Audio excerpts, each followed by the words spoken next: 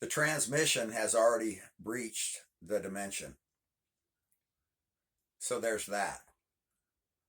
Now, this leads to only one conclusion,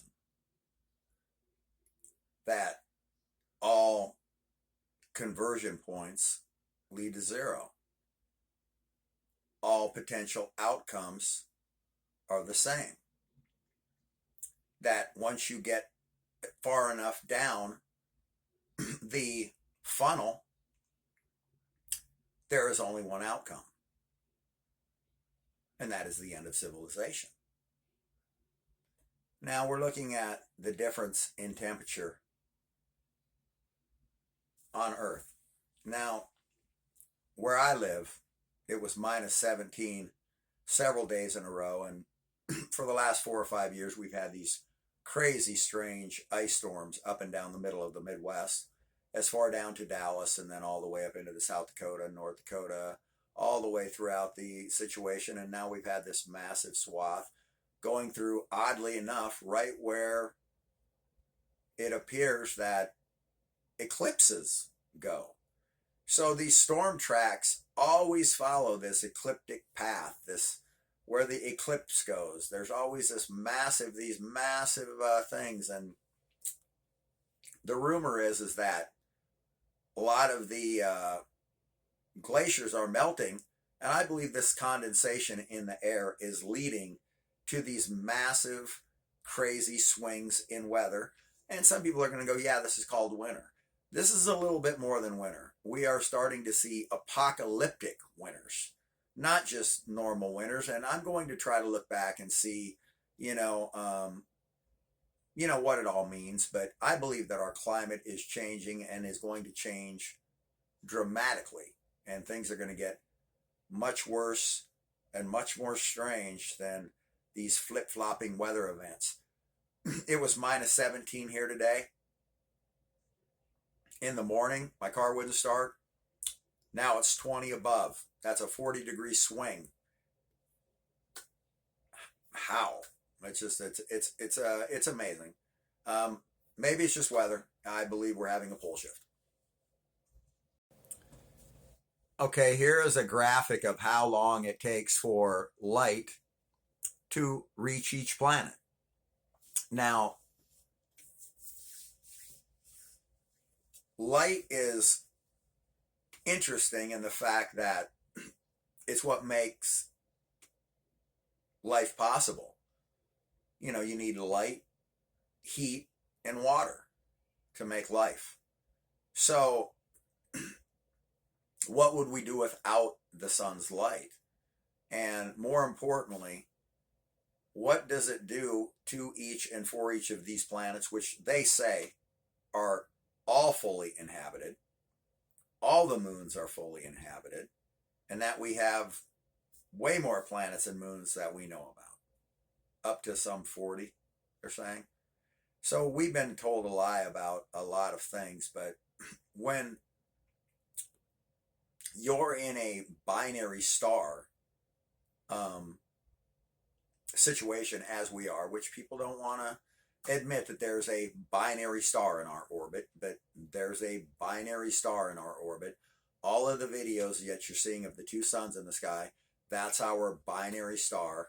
It's on the MasterCard, it's on the Japanese flag, it's all over the place. Everything that you see that's red, that's got wings, that's our binary star. It comes around every 3,657 years, causing great cataclysms on Earth and the end of civilizations. And you're part of that process, which is called the rapture.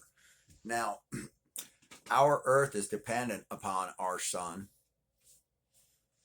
But the reason that we are having weird swings of weather is because when you have a binary star system, it operates and there's a barycenter. So when one sun comes closer, one sun goes further away, and they have a rotational thing like this to where they don't get too close to each other. That's how binary star systems work. So when this thing, as our incoming binary star gets closer, our sun is going to retreat in space for quite a ways.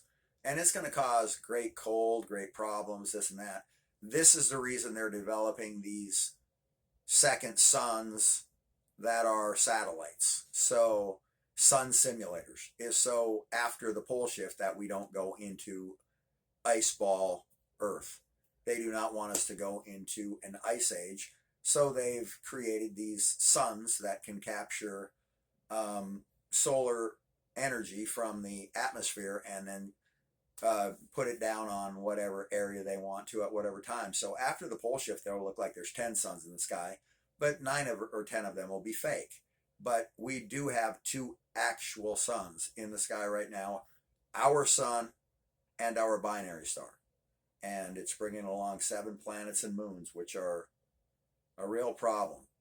But at some point, our binary star is going to get in front of our sun, and it is going to darken our sun. We're not going to be able to see our sun because of our binary star getting in front of it, which it casts no light and cannot be seen by the human eye. I'll show you some stuff proving that. Things are getting pretty wild as far as the North and the South Pole.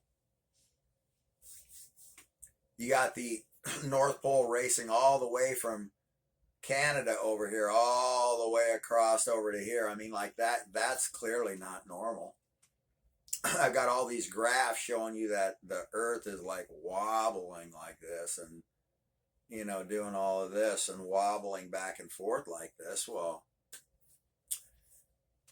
who's drawing these charts, these maps, these doomsday maps, putting out these doomsday stories, building these doomsday bunkers, filming 2 suns in the sky, filming 2 moons in the sky? And of course these are going to have great effect on the planet, because already 1 moon has great effect on our tides. What are 2 going to do? Why are there 2 moons in the sky? You can go to one of my previous episodes where I tell you exactly why that second moon is here.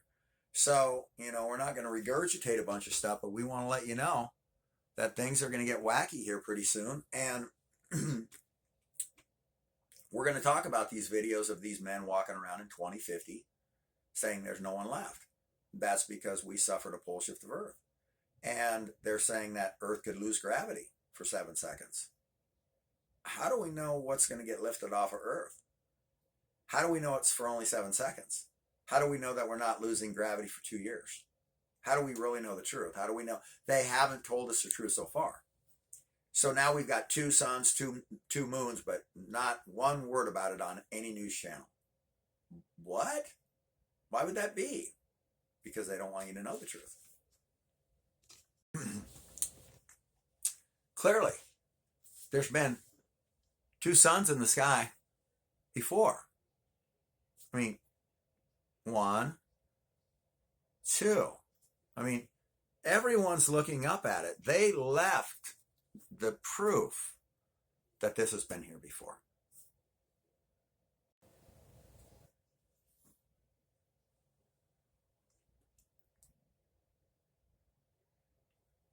Now let's keep that a secret. Okay? That's just CGI. That's a figment of your imagination. Yeah, that's not there. Don't believe your own eye. That's a sundog. Oh yeah, that's not real. No, you're dumb if you believe that. Believe your tailpipe is the problem. Yeah, your tailpipe made all that bad storm happen. It couldn't have been that. You know, couldn't have been the thing on the Japanese flag. Couldn't have been the thing on the MasterCard. Couldn't have been the thing that caused Noah's flood. No, it couldn't have been that. It was you. When IRAS scientists first saw this mystery body in 1983, there was some speculation that it might be moving toward Earth. The most fascinating explanation of this mystery body, it is casts no light. It casts no light. So our binary star casts no light. Stock up and prepare.